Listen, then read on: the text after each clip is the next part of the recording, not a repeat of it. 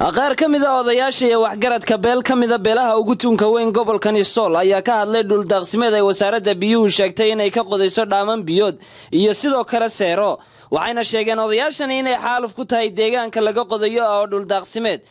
odayaashan ayaa sidoo kale eedeymo u soo jeediyay wasiirka wasaaradda horumarinta biyaha Soomaaliland iyagoona ku eedeeyay wasiirku inuu dhulkaasi ka wado isku dhac maamulka iyo dadka degan dhulkaasi waxaana hadaladoodii kamid ahaa sida tan dhulkaas wuxuu ahaa dul dad shacabi ku nool yahay oo aan si bood lahayn oo dekad lahayn ee xoolahaas wax walba u yihiin waa ku noolaayeen ilaahaba gorto sidoodaas ku dhaqnaayeen waa dhul xoolo daaqeena Soomaalina ciidan u baahan oo imani ma jirto sida aan ognahay 7 ceel baa laga qoday magaalada Koonayaasheeda dawladda dhexe Soomaaliya maanta bururtay iyo maanta ka dhex wala qoday ceelasha sufur biyo ceel ka soo baxay lama cabo waxaanu go'aansanay isla garanay diyaarna u nahay aan isku khilaafsanayn dadka hadlayaan noocaan idin sheegay yahay guursidii reerka uqaashi reerka waxgaradkii reerka iyo cidii nolol danaynaysa inaan biyaha dambe la qodin oo laga dhex qodo xoolihii dagaankii markii laga xidhay ama xurfad la sameeyo biyihii laga xidhay ama ceel laga qodo goobaankii lootay waxa soo baxaysa meesha deyn dhibaato ka timaado xoolo daaqeen baa la yiraahdaa xoolaha loo daayaa waa xoolahii waa dhulkii garaadjaama garaad cali uu seeraha u diiday ma aanan jirin berigu u diiday ee seeg ka gooyay taarka ka gooyay sidii baa loo ilaashanayay ummadii sidii bay ugu dhaqmaysay sidii baa xooluhu u daaqayeen sidii bay nolosheedu u ahayd waxaan leenahay waxa soo baxay dad u jeestay dhulkii xooluhu daaqayeen baa soo baxay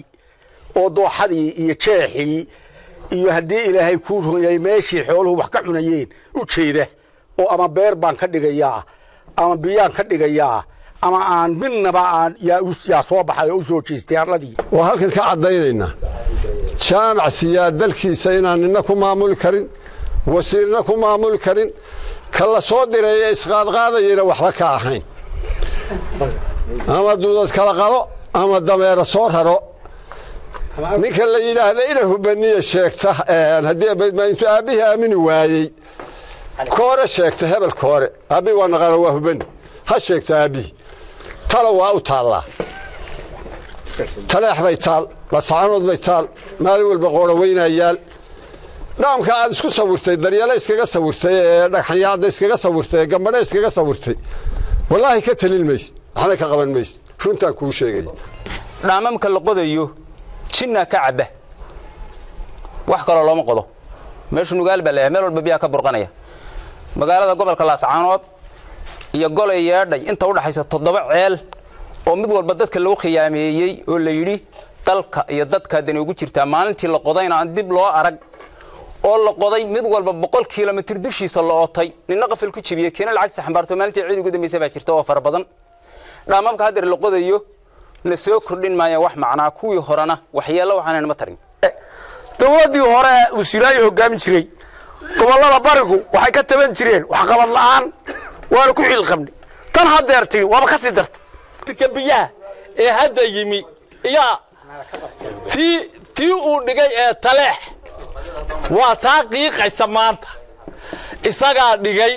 isaga aan waxba iska hubin buu taleex isagu u diray ciidan iyo niman